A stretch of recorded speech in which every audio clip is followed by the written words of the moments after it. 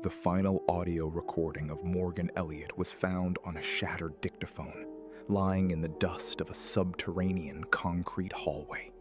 It was recovered by local authorities 3 months after the facility was abandoned. What investigators would later piece together was a story not of the apocalypse, but of an engineered descent into madness. I'm losing blood. Fast. I don't have time to whine about this. You need to know what they did to us, what they made us believe. On October 12th, Morgan did something he had done thousands of times before. He woke up at 6 a.m., looked up at the bright blue synthetic sky projected onto the cavernous ceiling of the mountain facility, and went to work. He was an integrity officer. His job was to maintain order among the 389 residents who believed the outside world had been consumed by fire and radiation. It was a perfect 70 degrees, perfect weather, perfect humidity. Everything in this building was so fake. But we didn't question it. We didn't want to believe we were in any danger. Morgan met his friend Lawrence in the mess hall. Lawrence was a soldier, tasked with guarding the massive steel doors that kept the supposed wasteland out. That morning, Lawrence's hands were shaking. He dropped his spoon. It clattered against the table. Morgan noticed, but he filed it away.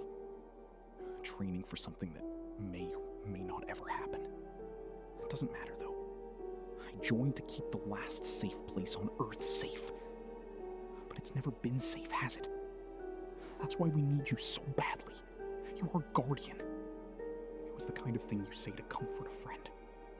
Morgan didn't know yet that Lawrence hadn't slept in 4 days. He didn't know about the things Lawrence had been hearing behind the blast doors. That night, I woke up at 3 a.m.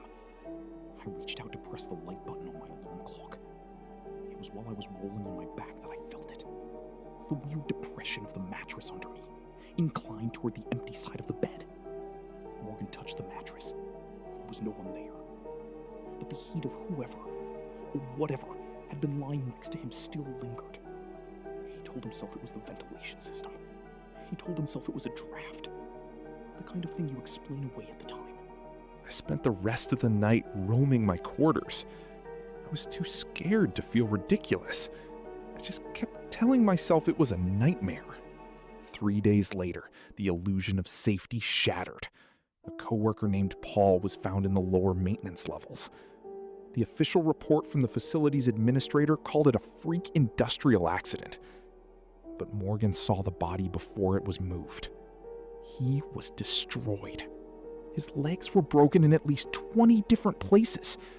It looked like he had been hit by a massive force, like a car. But there are no cars down here. Lawrence was the one who found Paul.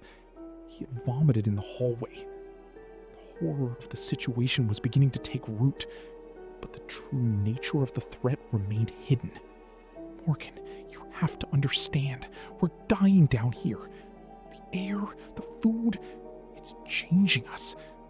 I hear them laughing in the dark. Shut up, Lawrence. You're just exhausted. We are safe as long as the doors stay closed. Morgan made a decision that seemed reasonable at the time. He trusted the facility's protocols. He ignored the breathing he heard in his room at night. He ignored the fact that the synthetic sky flickered at exactly 2:14 p.m. every day. He didn't want to seem paranoid. I woke up suddenly in the middle of the night. My door had been forced open. The metal was bent inward. I heard footsteps. Strange, inhuman footsteps. And then the laughing started. The facility descended into chaos. The lights failed. People vanished from their quarters. Morgan navigated the dark corridors, finding only remnants of his peers.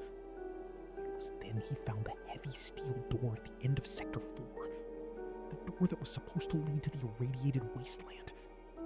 It was unlocked. I pushed it open. I expected ash. I expected radiation.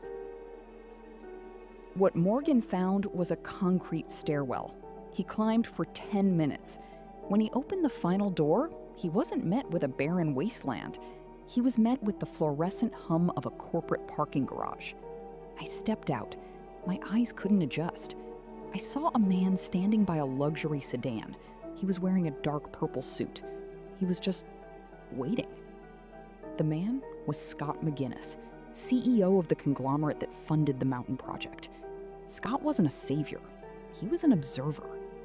"Well, I presume you want something. You may as well ask for it." "What is this? Where is the wasteland? What happened to Paul?" Scott smiled. It was a smile that lasted a half second too long. He remembered things Morgan hadn't mentioned. Paul? Oh, Paul was an interesting variable. He figured it out early, managed to slip out through the ventilation. I was driving home when I saw him running down Route 50. I couldn't risk him ruining the experiment. So I jerked my wheel a bit to the right, tossed him in a ditch, then brought him back down to you all to see how the herd would react to a trauma. "You hit him? You killed him? We've been down there for years. We thought the world was over." Every piece had been there. The synthetic sky, the controlled rations, the psychological pressure. None of it had seemed connected. Now it did. There was no apocalypse. There were no monsters in the dark. The invisible entity in Morgan's bed, the madness that consumed Lawrence, it was all the result of engineered starvation and hallucinogenic gases pumped through the vents. Think of it as a trust exercise. You fear the darkness so much that you create 1,000 lies to avoid thinking about it. I am simply a businessman. I provided the darkness. You provided the entertainment. I lunged at him. I don't remember what happened next. Just the cold concrete and the sound of his car driving away. Scott McGinnis was never charged with murder. The corporate shielding was too dense, the NDAs too ironclad. He was eventually fined for zoning violations regarding the underground facility. He paid it without appearing in court. If you're reading this, if you find this tape, don't trust the sky. Don't trust the walls. Morgan Elliott was found wandering the highway 2 days later. He was institutionalized. He still checks the locks on his doors 3 times. He refuses to sleep in a bed, preferring the floor. He says the mattress still remembers the weight of the things they put in the dark.